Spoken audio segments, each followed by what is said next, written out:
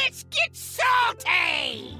Everyone, Zeddy here again today with a brand new video, and the new and returning player decks have been updated for the upcoming expansion, Perils in Paradise. We have 6 new decks to go over that you can get for free. If you're a brand new player, haven't played Hearthstone at all, you will be able to get one of these once you get through the apprentice track. Or if you're a player that's been away for 90 days, come back to Hearthstone, you'll be able to try out one of these or all these decks for like 2 weeks, I believe. Then you can pick one to keep. So we're gonna go through all of them, kind of strength based on what I know now. You might be watching this a little bit later coming in, or the meta is gonna change because Perils of Paradise will launch and none of these decks contain cards from that new expansion. So starting off, we have one of my favorite of the bunch, the Headless Hand Buff Death Knight deck. It is a double blood Unholy Rune deck, so it has to go by the deck building restrictions that only Death Knight have.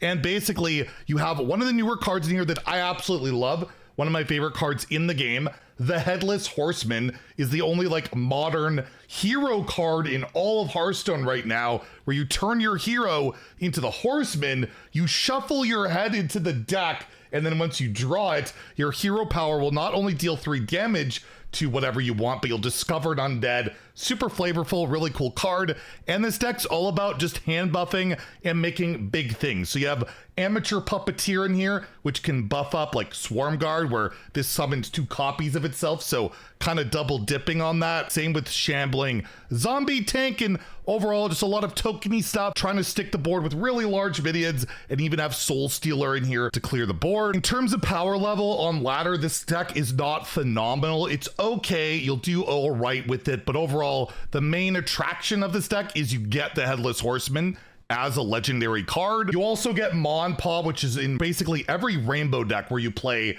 Blood, Unholy, and Frost. So you get 2 pretty good legendaries, although Mon Pa probably not at the level of Headless Horseman, and pretty much everything else that's of value you basically get for free from the core set. So definitely one of my favorite decks out there. I would recommend it if you're into that style of gameplay. A deck that's not very good that they're offering is Dormant Demons. This is a big demon deck for Demon Hunter. We have like Magtheridon, you have Illidar Inquisitor, Mythical Terror. Nomelia is a legendary, but it's free in the core set. You get 2 window shoppers. This card right now, as before the set coming out, best card in Demon Hunter. I don't know if it'll be after, because they're adding a bunch of demons to the pool because it discovers demons. That'll be a lot worse. And it doesn't have Umpire's Grasp, but to be fair, it's a common, so it's a very cheap card if you want to play the main version of the deck where you just play that weapon and only window shoppers your only demons. But overall, the value on this deck, pretty low. You get Going Down Swinging, which is a legendary card, but sees pretty niche play. And then you get Red Card as an epic, but again, very niche card. I would probably just pass on this one unless you're just really into Demon Hunter. You really want those cards. Be one of my lowest recommended decks. We have Spell Damage Druid, which has seen some play like this, and with the next expansion coming out, Spell Damage Druid is getting a lot of support. A lot of these cards could see play. However, the cards that might aren't like very valuable in terms of dust. Alonius is a legendary in here. He like doubles your spell damage, whatever you have. But the spell damage lists that look like they're going to be coming just run Chia Drake, which is in this deck, but it's just a rare. And the other legendaries are like free with the core set with Malagos, Alexstrasza. So overall, the value's pretty low on this deck. Again, even Blood Mage is another core set card. You're not going to get a ton of dust value with this deck. And competitively, like Wind Up Sapling's absolutely terrible. Again, probably one I would pass on unless you're really hoping Spell Damage Druid's going to take off with the next set. But honestly, the cards you're going to need for it, you can craft for pretty cheap. So again, one I would pass on. Plush Crush. This is a really cool deck with a lot of cool cards.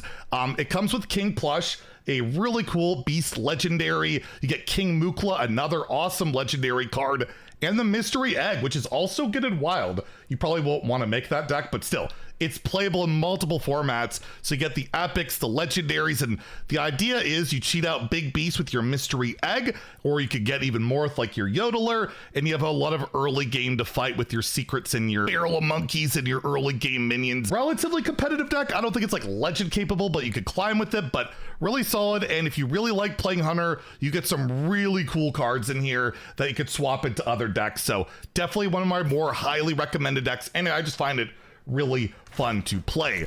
Paladin gets Divine Auras, and they get one of the best legendaries they have. It goes into pretty much every deck in Paladin. I think it'll continue to. There's actually two of those in Toy Captain Tareem, where you get to like change the stats of one of your own minions or an opponent's minion.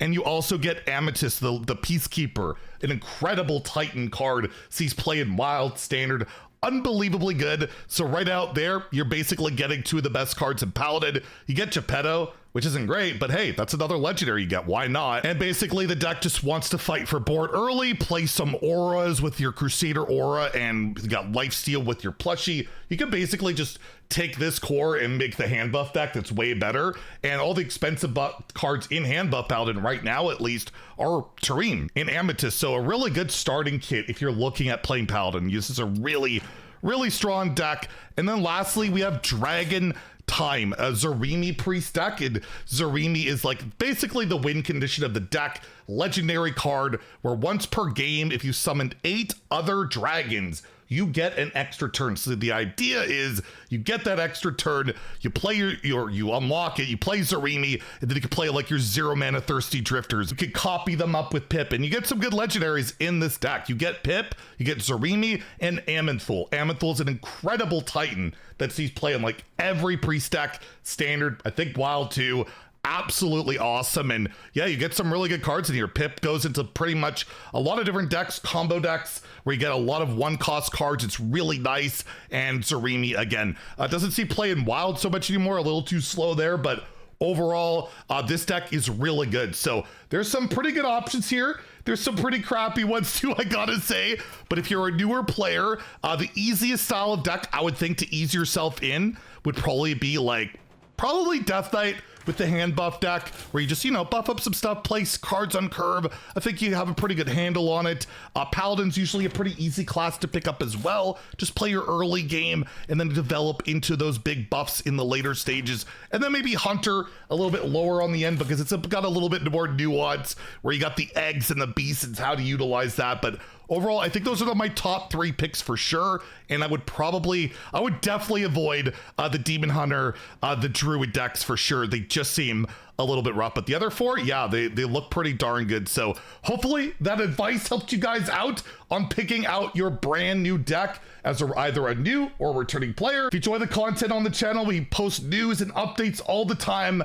Feel free to drop a sub on the channel. And if you enjoy the video, please like and I guess subscribe again. You can subscribe multiple. No, you can't, just the one time. But anyways, have a great day and stay salty, my friends.